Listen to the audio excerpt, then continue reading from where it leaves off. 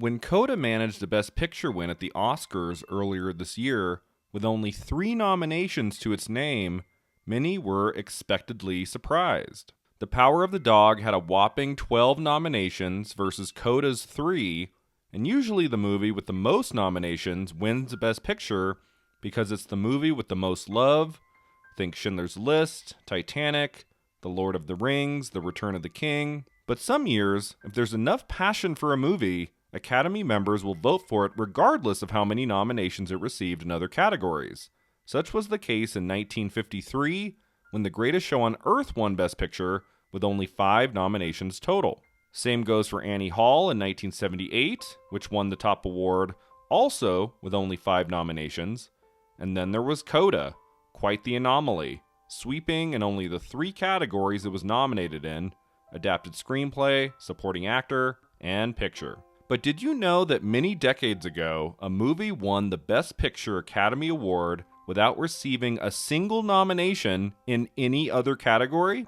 It's happened only once in 1932 at the 5th Academy Awards ceremony, and that movie was Grand Hotel, an MGM production directed by Edmund Golding, produced by Irving Thalberg, and featuring an all-star cast of early 1930s Hollywood superstars like Greta Garbo, John Barrymore, Lionel Barrymore, and Joan Crawford. So how did Grand Hotel win Best Picture without being nominated anywhere else? What was it about this film that allowed it to beat out 7 other picture contenders, many of which won awards in other categories like director, actor, and cinematography? In this video, I'm going to discuss the 5th Academy Awards and talk about Grand Hotel's record-making victory for Best Picture. First, let's discuss the ceremony itself. The 5th Academy Awards took place at the Ambassador Hotel in Los Angeles on November 18, 1932, and it celebrated films released between August 1, 1931 and July 31, 1932. The ceremony, the first to be broadcast nationally on the radio, was hosted by Conrad Nagel, who acted in films from the 1910s to the 1950s and received an honorary Oscar in 1940. The 5th Academy Awards introduced the shorts categories, and back in 1932, they were Short Subject Cartoon, Live Action Short Subject Comedy, and Live Action Short Subject Novelty. The comedy and cartoon categories are most notable, the legendary comedic duo Laurel and Hardy, starring in the Oscar-winning short film The Music Box, arguably their most famous work, and Walt Disney won an Oscar for his short cartoon Flowers and Trees, his first of a record 26 wins total. 22 of those wins were competitive, in a career that brought him a whopping 59 Oscar nominations. Best Art Direction went to Gordon Wiles for the film Transatlantic. Best Cinematography went to Lee Garmes for Shanghai Express. Best Original Story went to The Champ, beating out nominees like The Star Witness and What Price Hollywood. And Best Adaptation went to Bad Girl, beating out nominees like Dr. Jekyll and Mr. Hyde. Bad Girl won another Oscar for Frank Borzage in the Best Director category, and Dr. Jekyll and Mr. Hyde won an Oscar too, Frederick March taking the Best Actor trophy, a rarity in this category for a horror film. But it wasn't only Frederick March who won an Academy Award for Best Actor. This marked the one and only time in Oscar history this category had a tie, Wallace Beery also taking Best Actor for his performance in The Champ. Beery actually came in 1 vote short, but the rules at the time dictated that coming within 3 votes or less of the winner created a tie. The awkward circumstance caused some controversy because the show's host Conrad Nagel called up Beery to the stage to collect his Oscar before he even consulted with other Academy officials, who later thought Nagel had exceeded his authority, but ultimately everyone allowed Beery to keep his award. The most famous acting tie at the Oscars has to have been in 1969, when Barbra Streisand and Katharine Hepburn both took Best Actress. But many might not remember that March and Beery shared a Best Actor victory in 1932, a moment that also made history with Beery becoming the only performer ever to appear in a Best Picture winner, Grand Hotel, while also winning an acting award for a different movie, in this case, The Champ. The big story in the actress category was Helen Hayes winning an Oscar almost 40 years before winning her second. Hayes won Best Actress at the 5th Academy Awards for her performance in The Sin of Madeleine Claudet, and she won Best Supporting Actress at the 43rd Academy Awards for her performance in Airport. Her impressively long career in film stretched from the 1910s all the way to the 1980s. So that takes us now to the final category, Best Picture, which was stacked with 8 well-reviewed contenders. Before we get to the winner, Grand Hotel, let's take a look at the other nominees. Five Star Final, nominated only for Best Picture, is a drama about the excesses of tabloid journalism that starred the great Edward G. Robinson in the lead role and the iconic Boris Karloff in a supporting role. Now you listen to me, Hinchcliffe. It'll be for the last time. I'm through with your dirty rag, and I'm through with you. Oh, I'm not ducking any of the blame for this thing. You thought up the murder and I committed it. But I did it for smaller profit, for wages. You did it for circulation. You must be mad. Mad! William Randolph Hearst was greatly offended by the movie and retaliated by pressuring theaters to not show it. Why does this sound sort of familiar? 1 Hour with You, also only nominated for Best Picture, is a musical comedy about a married couple attracted to other people, produced and directed by Ernst Lubitsch. Come on. Where do you think you are? What are you doing? What's going on here?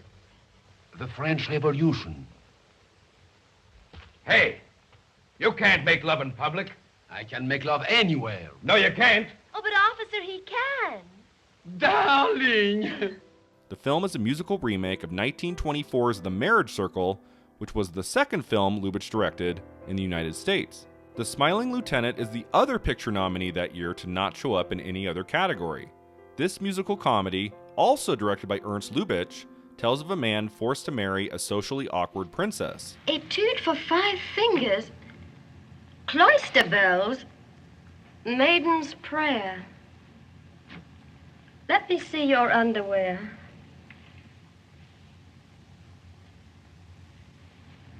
Cloister bells. Starring Maurice Chevalier and Claudette Colbert, the latter of whom was just a couple years away from winning the Best Actress trophy for It Happened One Night, The Smiling Lieutenant was Paramount Studios' highest-grossing movie of 1931. The next film to talk about is Shanghai Express, directed by Joseph von Sternberg and starring the one and only Marlene Dietrich. I haven't seen you in a long time. Have you thought of me much, Doc? Let's see, exactly how long has it been? 5 years and 4 weeks. Telling the story of a woman who rides on a train with a British captain she once loved, Shanghai Express was a box office smash, received raves from critics, got Oscar nominated for both picture and director, and won in the cinematography category. And then there's The Champ, starring Wallace Beery and Jackie Cooper, which tells of a washed-up alcoholic boxer trying to put his life back together for the sake of his son. Keep your chin up. Don't cry.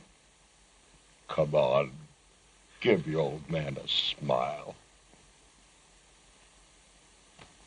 Keep it. Jim! Open your eyes, see?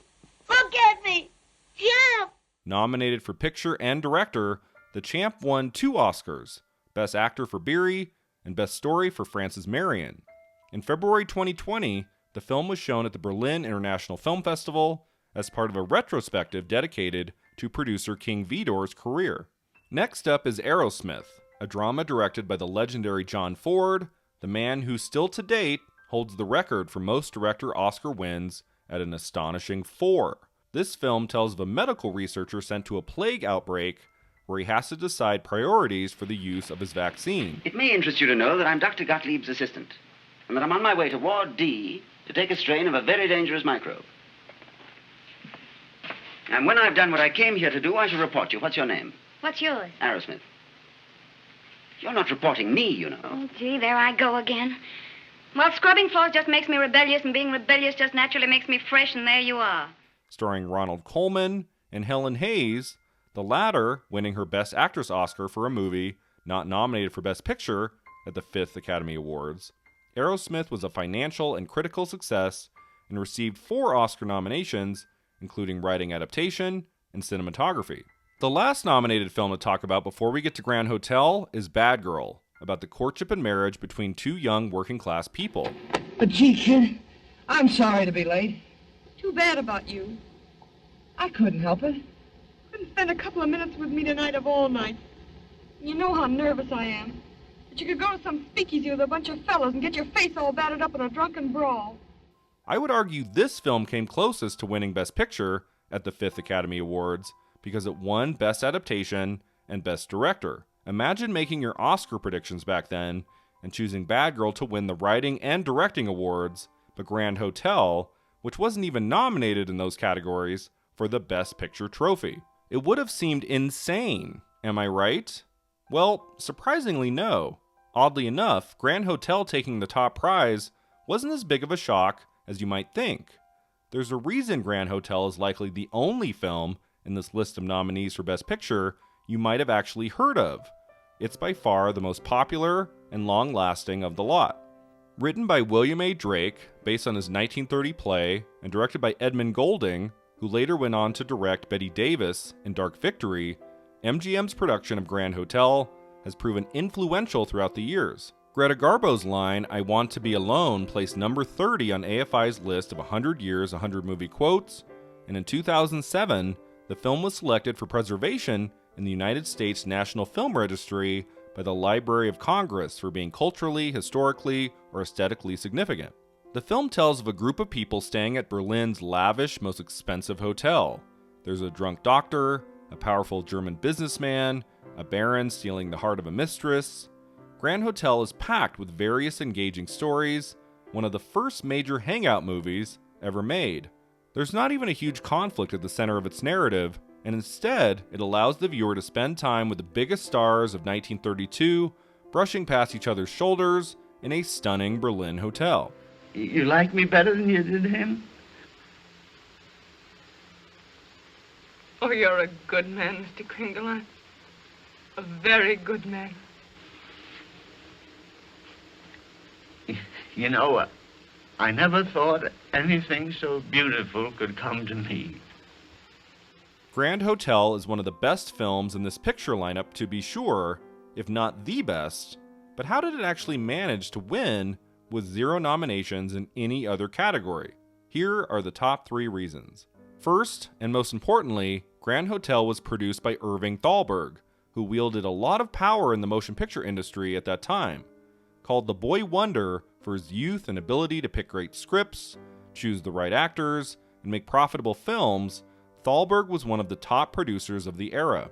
His first epic blockbuster was Ben-Hur in 1925, and Thalberg's presence at the Oscars was felt right from the beginning, starting with his production of the Broadway Melody, which won Best Picture at the 2nd Academy Awards. He produced Anna Christie, which earned multiple Oscar nominations at the 3rd Academy Awards, and he produced The Divorcee, which at the same ceremony earned his wife Norma Shearer the Oscar for Best Actress. In his glorious career that was sadly cut short at the age of 37 when he died from pneumonia, Thalberg had amassed an impressive 13 Best Picture Oscar nominations in just 10 years' time.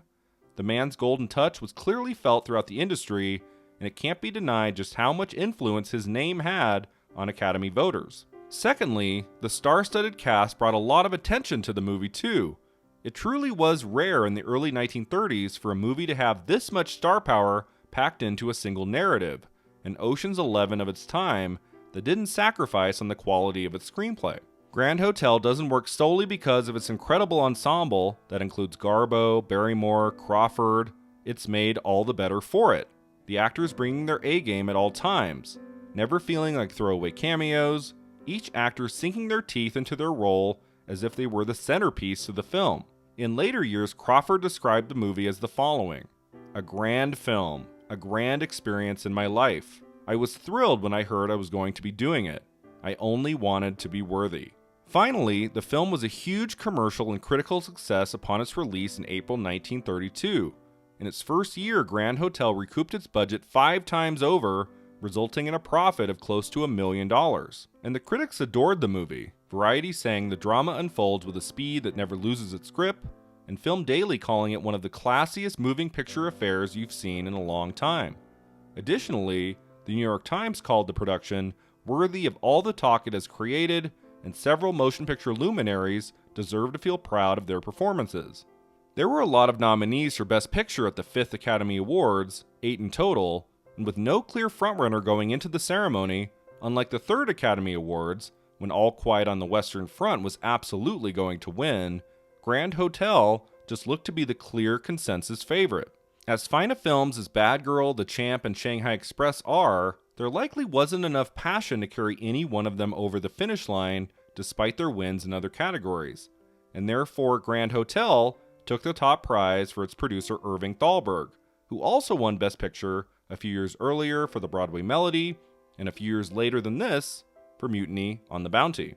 So there you have it, Grand Hotel, the only movie in Oscar history to win the Best Picture prize without receiving a single nomination in any other category. It's something that happened this one time, and I guarantee you will never happen again, no matter how close Coda might have come winning Best Picture with a mere 3 nominations.